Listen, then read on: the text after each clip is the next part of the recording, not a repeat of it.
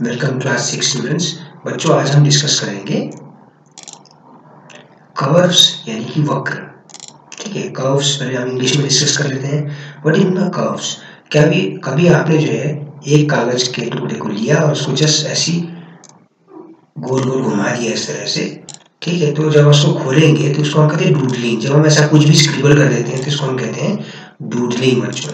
तो आपने कभी डूडलिंग करके देखा था? आपने अलग अलग प्रकार की आकृतियां बनाई होंगी, है ना। आपने क्या किया होगा कि आपने कागज के टुकड़े को लिया और अलग अलग तरीके से मोड़ा, उसमें खोला तो उसमें जो सलवटें बनी इस तरह की कुछ सलवटें बनी, या कुछ आकार आपने पेंसिल से कभी बनाया अपने नोटबुक पे, तो ये जो आकृतियां हमें मिलती हैं वो कर्व्स कहलाती हैं। क्या कहलाती हैं? कर्व्स यानी कि वक्र कहलाते हैं। तो अगर हम बिना पेंसिल उठाए किसी फिगर को बना रहे हैं, ऐसा ही छोड़ दे रहे हैं उसके बाद, और उसमें क्या है कि ऐसे पेंसिल से चलाया हमने, ऐसा कुछ बना दिया। ठीक है, जैसे मारियो टाइप का कुछ बन गया आपका, है ना, जैसे मारियो का डायग्राम होता है ना, इस तरह से। तो the pictures that are results of your doodling are called curves. ठीक है, डूडलिंग करने पर जो होता है, तो इस तरह की जो आकृतियां बनी, इसको हिंदी में कहते हैं डूडलिंग, इंग्लिश में कहते हैं डूडलिंग। तो कुछ आकृतियों का कागज पे बिना पेंसिल उठाए और रूलर का प्रयोग किए बना लेते हैं। तो ये सारी आकृतियां क्या है? इस तरह की सारी आकृतियां आपकी क्या है? वक्र है। जैसे कि मैंने एक मछली बना ली सपोज। ठीक है, अब इस तरह से मैंने, इसमें जो है आपने ध्यान दिया होगा कि जब मैं इस मछली को बना रहा हूँ, क्या मैं इसको एक हाथ से बिना पेंसिल उठाए बना सकता था? तो देखिए, आप बिल्कुल बना सकता था। यहाँ तक तो बिना बना सकता था, फिर बीच में एक सर्कल डाला, तो उसके लिए मुझे पेंसिल उठानी पड़ी। क्या हुआ? उठानी पड़ी। तो ये क्या है तो ये वक्र ही, लेकिन ये सरल वक्र नहीं होगा, ये जटिल वक्र कहलाएगा। सरल वक्र क्या होते हैं? सरल वक्र वो होते हैं जो आप सिंपल सा ऐसा एक बार ड्रॉ कर देते हैं, है ना, इस तरह से, जहां पेंसिल उठाने की जरूरत ही ना पड़े। इन सब फिगर्स में देखिए आपको पेंसिल उठाने की जरूरत पड़ ही नहीं रही है।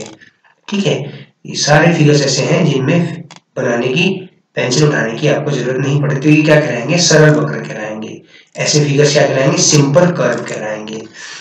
तो हम क्या कहेंगे, अगर हम डेफिनेशन लिखना चाहे अपनी नोटबुक में, तो आप इस तरह से लिखें कि एनी ड्राइंग, स्ट्रेट और नॉन स्ट्रेट, वो स्ट्रेट हो चाहे ना हो, done without lifting the pencil may be called a curve.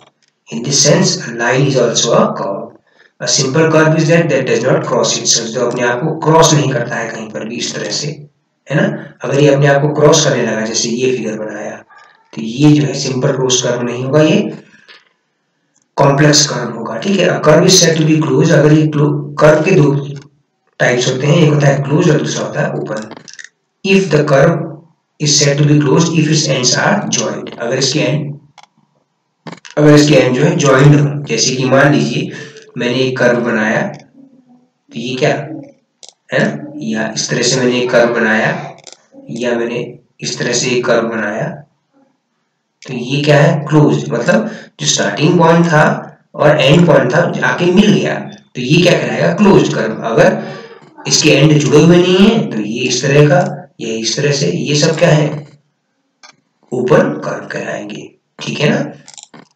अच्छा, फिर अब हम बात करते हैं पॉलीगन की। जैसा कि पिछले वीडियोस में भी डिस्कस किया गया कि पॉलीगन क्या होता है।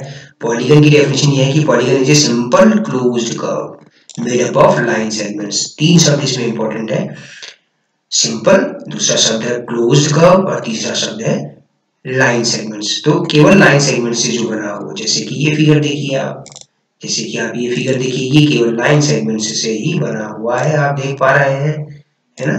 1 2 सेकेंड लाइन सेगमेंट, फिर थर्ड लाइन सेगमेंट, फिर ये फोर्थ लाइन सेगमेंट आ गई, और इसके बाद ये फिफ्थ लाइन सेगमेंट आ गई। तो ये क्या है बच्चों? ये आपका ये एक कर्व तो है ना, कर्व है ना, लेकिन ये कर्व लाइन सेगमेंट से बना है, तो इसलिए इसका एक स्पेशल नाम हो जाता है पॉलीगन्स। उसका एक स्पेशल नाम क्या हो जाता है? पॉलीगन। ठीक है, अब पॉलीगन में जो लाइन सेगमेंट्स जो है पॉलीगन में, वो उसकी साइड्स कहलाएंगी। क्या कहलाएंगी? साइड्स कहलाएंगी। ठीक है, तो इसकी साइड्स के नाम अगर आप कहें तो ये होंगे A B, B C, C D, D E और ई ए।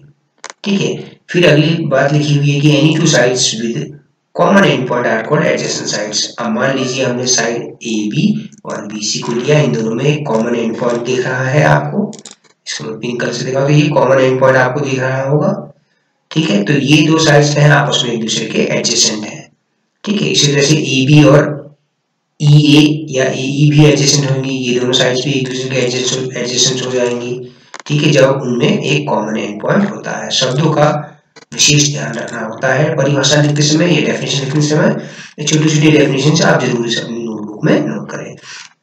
अब क्या है, the meeting point of a pair of sides is called vertex. तो ये क्या है, वर्टेक्स है। तो ये देखिए 5 साइड का एक पॉलीगन है, यानी कि पेंटागन है ये। तो ए बी सी डी और ई ये इसके वर्टिसेस कहलाएंगे, ठीक है। अच्छा, अगर एक ही लाइन सेगमेंट पे है, एक ही साइड पर दो वर्टिसेस बने हुए हैं, यानी कि अगर मैं कहूँ ये वाला वर्टेक्स और ये वाला वर्टेक्स, तो ये क्या कहलाएंगे, एडजेसेंट वर्टिसेस कहलाएंगे। और जो नॉन एडजेसेंट है, यानी कि जो पड़ोसी नहीं है, एडजेसेंट का मतलब होता है पड़ोसी, तो आसन्न, आसन्न कहते हैं ना, अगल बगल का, आसन्न शीर्ष। तो अब जो नॉन एडजेसेंट होंगे उनको मिलाने वाली लाइन क्या कहलाएगी, डायगोनल कहलाएगी। अब देखिए आप डायगोनल क्या है, अगर मैं यहाँ पर एक डिफरेंट कलर से आपको डायगोनल दिखाने की कोशिश करूं तो आप देखेंगे कि ऐसे दो वर्टिसेस जो नॉन एडजेसेंट हैं, तो ये ए किसका एडजेसेंट है वर्टेक्स, इसका एडजेसेंट वर्टेक्स बी है और ई है। तो बी और ई को छोड़ के बाकी वर्टेक्स में मिलाएंगे तो वो क्या है, नॉन एडजेसेंट है। तो ए से सी तक और ए से डी तक ये दो डायगोनल बन गए। अब हम पॉइंट बी पर आए, अगर मैं इसको फिर से चेंज कर दूं कलर को, अगर मैं पॉइंट बी पर आता हूं तो पॉइंट बी का एडजेसेंट वर्टेक्स है ए और सी। तो इनको छोड़ के, सी और ए को छोड़ के बी से बाकी जो भी लाइन सेगमेंट्स जुड़ेंगे वो नॉन एडजेसेंट वर्टेक्स, यानी कि जो अगल बगल में नहीं है, उनको जोड़ दीजिए। तो देखिए आप बी डी और बीई आपको दो डायगोनल मिल गए। फिर आप पॉइंट सी पे आए बच्चों, फिर आपने क्या किया, आप पॉइंट सी पर आए। पॉइंट सी पर जब आप आए तो सी का पड़ोसी यानी कि एडजेसेंट डी है और बी है, तो बचा क्या, ए और ई नॉन एडजेसेंट है। तो सी और ए तो पहले ही मिला चुके हैं हम, तो ये सी। तो इस तरह से इसके कितने डायगोनल्स हैं, there are 5 diagonals in this. कितने डायगोनल्स हो गए, 5 डायगोनल्स हो गए, ठीक है बच्चों। अच्छा, अगर हम हिंदी मीडियम के बच्चों के लिए बात करें तो बच्चों वक्र की परिभाषा सरल सी, आप ये जो नोट्स लिखे हुए हैं बच्चों, ये नोट्स आप लिखिए और ये फिगर भी बनाइए बच्चों, ठीक है। मैं देख रहा हूँ कि बच्चे फिगर पेन से बना रहे हैं, बिना रूलर की सहायता के बना रहे हैं। पटरी का इस्तेमाल करिए, रूलर का इस्तेमाल करिए, पेंसिल का इस्तेमाल करिए, है ना। रूलर और पेंसिल से बनाएंगे तो फिगर अच्छा बनाना है आपको, और पेंसिल का ही प्रयोग करना है। आप कुछ भी विचित्र प्रकार का बना दे रहे हैं वो मुझे समझ में नहीं आ रहा है। आप ज्यामिति को थोड़ा सा अच्छे से बनाइए बच्चों, तो अच्छा भी दिखता है ना बच्चों। अच्छा, अब हम बात कर रहे हैं वक्र की। कागज से बिना पेंसिल उठाए कोई भी आकृति, सीधी या टेढ़ी कैसी भी हो, उसको वक्र कह सकते हैं। तो इस संदर्भ में रेखा भी एक वक्र ही कहलाएगी। जैसे ये मैंने ये रेखा खींची तो ये वक्र ही हुआ। तो सरल वक्र क्या होता है, सरल वक्र वह होता है बच्चों जो अपने आप को न काटे। जैसे कि ये इस तरह से सरल वक्र अपने आप को काट नहीं रहा है, ठीक है। जैसे कि यहाँ पर तो काट रहा है इसको, है ना, 1 2 3 4 5 जगह काट रहा है, तो ये सरल वक्र नहीं है, ये जटिल वक्र कहलाएगा। ये क्या कहलाएगा, सरल वक्र। कोई भी सरल वक्र कोई जरूरी नहीं कि रेखाओं से बना हो, आप ऐसा बना दीजिए, है ना, एक दूसरे को कहीं नहीं काट रहा है ना, या ऐसा बनाइए, ठीक है। तो एक वक्र जिसके सिरे मिले हुए होते हैं वो बंद वक्र कहलाती है। तो ये बंद वक्र है क्योंकि इसके सिरे मिले हुए हैं। कि मान लीजिए मैंने ऐसा कुछ बनाया और जहां से शुरू किया वहीं पे आके मिल गया, तो ये क्या बन गया, ये बंद वक्र। अब जिसके सिरे खुले हों वो जो है खुला वक्र हो जाएगा। जैसे कि ये हो गया, जैसे ये वाला हो गया खुला वक्र, ये भी खुला वक्र है ना। रेखाखंडों से बनी आकृति बहुभुज कहलाती है। रेखाखंडों से बनी एक बंद आकृति एक बहुभुज कहलाती है। तो अगर हम कहें रेखाखंड की परिभाषा, ये बहुभुज की अगर हम परिभाषा दें, है ना, तो बहुभुज जो है हमेशा आपका सरल रेखाओं से ही बनता है। तो बहुभुज को बनाने वाली रेखा खंड उसकी भुजाएं कहलाती है। तो बहुभुज क्या है, यह भी एक वक्र है, यह भी एक क्या है, वक्र है। किस प्रकार का वक्र है, बंद वक्र है बच्चों, है कि नहीं, बंद वक्र है। लेकिन वो किस तरह से बना हुआ है, वह केवल रेखाखंडों से बना हुआ है। ऐसा बंद वक्र जो केवल रेखाखंडों से बना हो, जो केवल रेखाखंडों से बना हुआ हो। रेखाखंडों से बनी बंद वक्र एक बहुभुज कहलाती है। अगर हम आकृति की जगह शब्द लिखते हैं वक्र, है ना, तो ये परिभाषा है बहुभुज की।